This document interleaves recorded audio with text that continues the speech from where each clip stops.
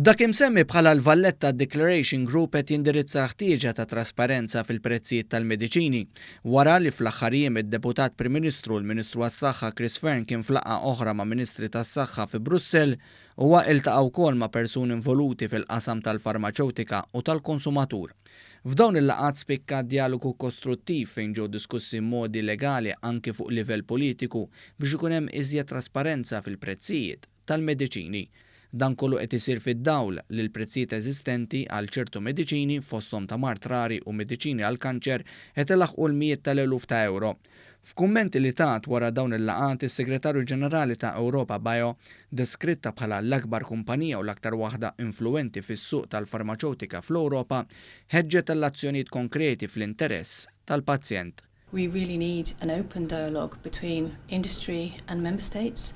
We also need dialogue between member states, the European Commission, the European Council and the European Parliament.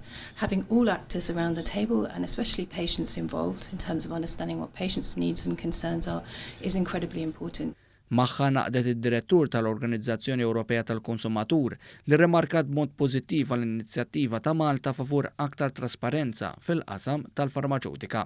To make sure all consumers get a fair deal in Europe. And in this regard, the Valletta initiative is very, very important. And we as consumer organizations have very high hopes on member states and the European Commission to act on price transparency on medicines. Il-Valletta Declaration Group twaqqaf matul il-Presidenza Maltija tal-Kunsill tal-Unjoni Ewropea.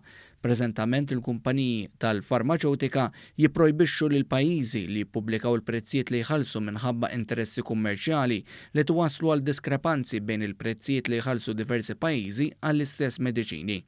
Malta, flimkien ma' 9 stati membri oħra, qed tisħaq li għandu jintlaħaq ftehim għal trasparenza dwar il-prezzijiet biex ikun hemm aċċess xieraq għall pazjenti.